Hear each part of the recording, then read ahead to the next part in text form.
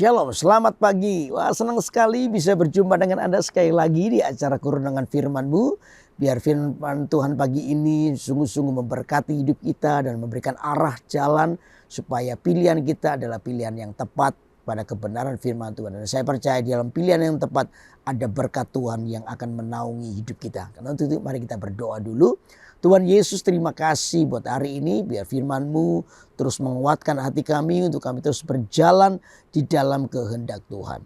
Tolong kami ya Tuhan untuk mengerti firman Allah. Sehingga firman Allah terus mendominasi kehidupan kita, kami, dan mempengaruhi semua pilihan kami. Dalam nama Yesus kami serahkan hidup kami. Haleluya. Amin. Amin. Nah, untuk itu mari kita akan baca Alkitab kita di Roma pasal 12 ayat 8. Ya, Roma pasal 12 ayat 8. Saya akan bacakan buat saudara. Sedapat-dapatnya kalau hal itu bergantung padamu, hiduplah dalam perdamaian dengan semua orang. Alkitab dengan jelas berkata, sedapat-dapatnya kalau hal itu bergantung kepadamu. Jadi saudara, untuk hidup dalam pendamaian itu adalah sebuah keputusan. Tuhan sudah memberikan sebuah tawaran buat hidup kita. Makanya ditulis begini, kalau sedapat-dapatnya kalau hal itu bergantung kepadamu. Jadi di dalam keputusan hidup kita lah, maka hiduplah berdamai dengan semua orang. Dalam pendamaian semua orang. Makanya itu perlu diingat, hidup berdamai itu adalah sebuah keputusan. Anda mau mengampuni, Anda mau tetap membenci, itu keputusan kita. Tapi Alkitab mendorong kepada kita semua untuk hidup di dalam pendamaian. Karena pengampunan itu akan mendatangkan berkat buat hidup kita. Amin, saudara. Berkat apa yang akan terjadi? Yang pertama adalah begini, pendamaian itu menolong seseorang bertumbuh secara rohani. Saudara, kepahitan itu akan menghambat pertumbuhan rohani Anda. Hari ini ada orang yang rajin ke gereja, tapi dia tidak pernah melepaskan yang namanya pendamaian kalau dia dalam keadaan pertengkaran atau dalam iri hati atau benci. Ya saudara, boleh dia ke gereja tapi tidak akan pernah mendapatkan berkat daripada Allah karena apa? Hatinya masih benci. Kalau bahkan Alkitab menyamakan orang yang membenci saudaranya itu seperti pembunuh. Hukumnya seperti itu. Sehingga berkat Allah tidak akan pernah sampai kalau kita tuh tidak pernah membuat hati kita ini berdamai. Apalagi kita mengalami pengalaman-pengalaman rohani lalu membuat kita bertumbuh. Tidak akan mungkin. Karena apa? Pertumbuhan itu selalu dimulai dari perubahan hati kita. Makanya Alkitab jelas berkata kalau itu sedapat-dapatnya bergantung kepadamu, hiduplah dalam pendamaian. Keputusan kita berdamai itu akan menolong kita semua untuk bertumbuh secara rohani. Ya, keputusan untuk kita mengampuni itu akan menolong kita bertumbuh secara rohani. Dan Anda bisa mengenal kekayaan rohani yang dari Tuhan. Karena apa? Hati kita ini menjadi hati yang siap diberkati. Amin, saudara. Amin. Lalu yang kedua dikatakan pendamaian itu mahal harganya. Kenapa mahal harganya? Karena dalam pendamaian itu butuh kerendahan hati. Saudara, tidak ada hidup yang berdamai tanpa kerendahan hati. Ya, pendamaian itu bukan siapa yang salah, siapa yang benar, bukan itu. Tapi pendamaian itu bicara soal bagaimana kita merendahkan hati kita untuk meminta maaf atau kerendahan hati kita untuk apa? Mengampuni. Sudah. Itu hukumnya. Kalau kita masih menghitung, oh dia yang salah kok, dia yang harus minta maaf sama saya, dia yang salah kok. Kalau itu hukumnya, percayalah tidak akan pernah ada namanya pendamaian. Karena apa? Tiap-tiap orang itu tidak pernah merasa bersalah. Apalagi dalam sebuah pertengkaran debat tertentu, orang merasa orang lain bersalah.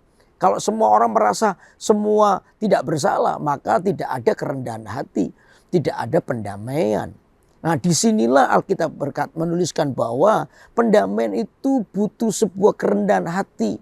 Untuk mengampuni dan minta ampun itu perlu Anda mengosongkan dirimu. Saya percaya ini juga prinsip kerajaan Allah. Ya, Yesus mengasihi kita, Yesus mengampuni kita itu kapan? Sejak kita masih berdosa, Yesus sudah mengampuni kita. Masih kita tinggal dalam dosa, Yesus sudah mengampuni. Tinggal tugas kita datang minta ampun, Tuhan pasti mengampuni. Persoalannya adalah kita tidak mau datang minta ampun. Persoalannya adalah kita tidak pernah menyadari kesalahan kita. Nah, ini yang menjadi persoalan berat. Sehingga berkat Tuhan terhambat. Karena orang tidak pernah mau merendahkan hati. Makanya itu saya bilang pendamaian itu mahal harganya. Di mana seseorang kehilangan gengsinya. Sehingga orang lain melihat bahwa orang ini adalah orang yang mengosongkan dirinya. Selama kita menjaga gengsi kita, merasa harga diri kita lebih tinggi, maka disitulah pendamaian tidak akan pernah datang. Karena itu saudara, pendamaian itu mahal harganya. Kenapa? Karena orang harus merendahkan hati. Orang harus mengalahkan dirinya sendiri. Orang harus mengosongkan dirinya. Baru pendamaian datang. Dan di atas pendamaian itulah berkat Tuhan dicurahkan. Amin saudara. Lalu yang ketiga apa itu? Pendamaian itu tidak bisa diwakilkan. Harus orangnya sendiri. Pendamaian itu tidak bisa diwakilkan. Ya, Yesus datang ya untuk mengampuni kita, tidak diwakilkan kambing atau domba. Yesus sendiri sebagai Tuhan kita datang untuk memberikan pengampunan dengan cara dia menjadi korban. Mati di atas kayu salib untuk menebus dosamu dan dosaku. Tidak bisa diwakilkan. Saudara, sungguh-sungguh pendamaian itu tadi saya bilang poin yang kedua mahal harganya. Karena apa? Anda harus datang sendiri. Anda harus datang dengan sebuah keberanian. Untuk apa? Minta ampun atau minta maaf. Dengan semua resikonya. Ya, tapi percayalah bahwa di dalam pendamaian itu ada tangan Tuhan yang bekerja. Justru ketika orang merendahkan hati, berani, tidak diwakilkan, disitulah kita nanti membuka pintu anugerah daripada Tuhan. Saya melihat dalam kehidupan dan pelayanan, ketika ada orang-orang yang berani minta maaf, justru keluarganya dipulihkan. Ketika ada orang yang berani untuk merendahkan hati, justru keluarganya dipulihkan oleh Tuhan. Karena itu di sini saudara, yang ketiga, poin ketiga ini, pendamaian itu jangan diwakilkan.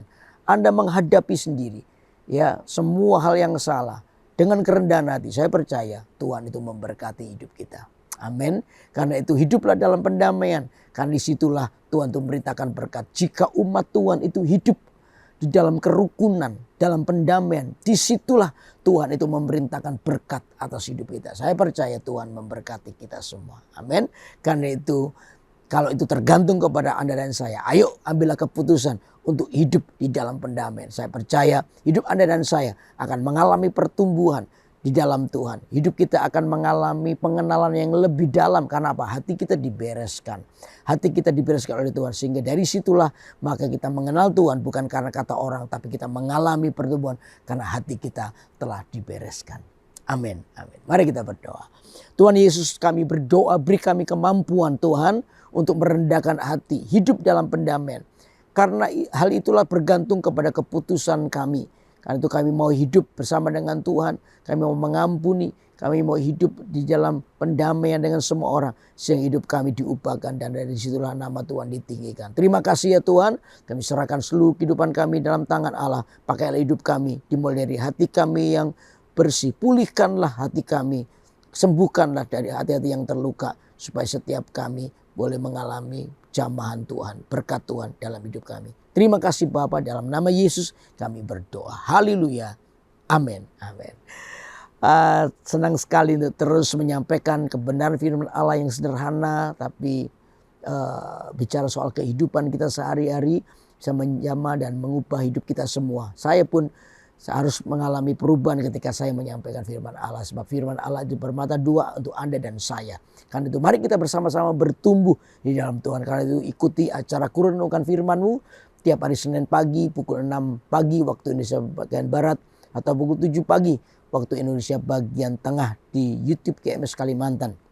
Ada yang belum subscribe, silakan subscribe supaya hidup Anda diberkati oleh Tuhan. Karena itu tetap semangat menghadapi hidup ini. Saya percayalah Tuhan itu bergerak lewat hati yang dipulihkan. Amin. Tuhan berkati.